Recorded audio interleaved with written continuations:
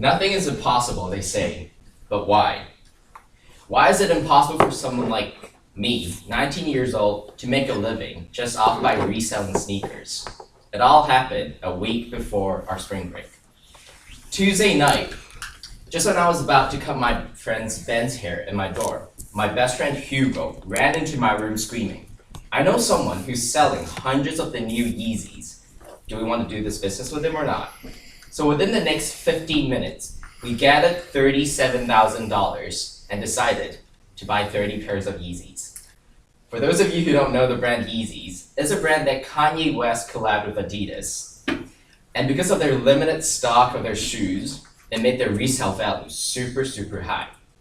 This pair of Yeezys that we're talking about, the Yeezy Zebra, it has a retail price of $220 and it's now selling for around $2,000. We got the pair of shoes at a range of $1,200 for each pair.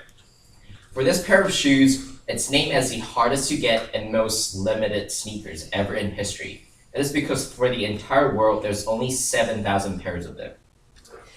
So we paid for like $1,200 for each pair, meaning a profit of around $800 at most.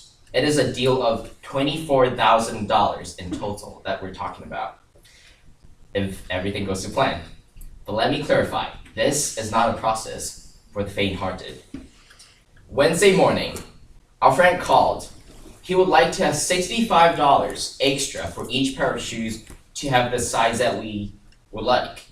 Reason to that is we don't want to end up with 30 pairs of shoes with the same size. It will just make the resale process much harder.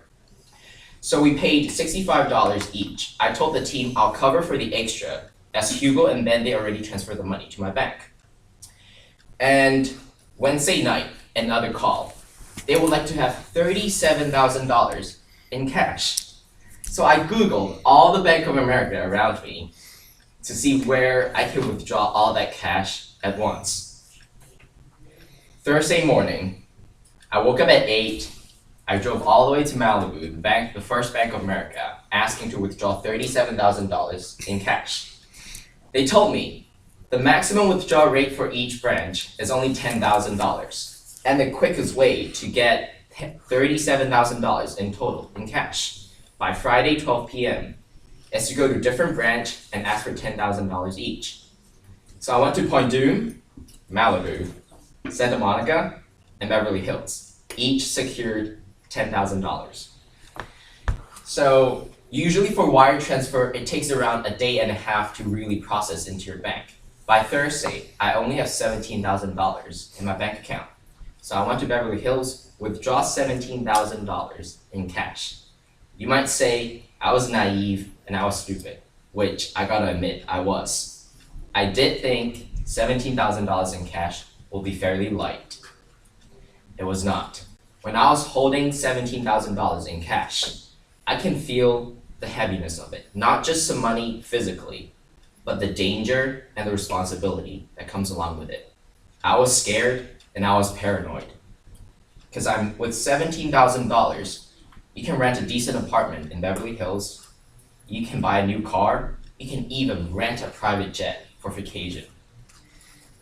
So Thursday night, we paid our friend his $5,000 commission fee. Our plan is we're gonna resell the shoes as soon as possible during spring break, as I'm going to Boston, Hugo is going to London, and Ben is going to New York. Friday morning, our friend called again. He said he can now take all of that money in a cashier check instead of cash.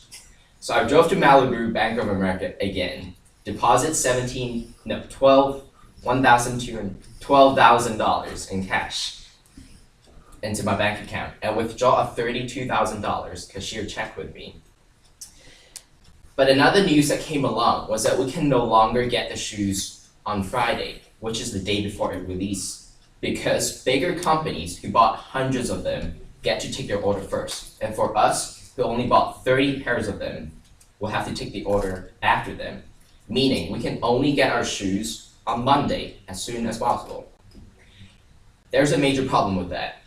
Customers who are willing to pay £2,000, nearly $3,000, for a pair of shoes that we're talking about, they would like to have them before the release or just on the day of the release so that they can take pictures of them and just kind of show off to their friends. And we're having a major problem here because we couldn't do that. So Friday afternoon, we called.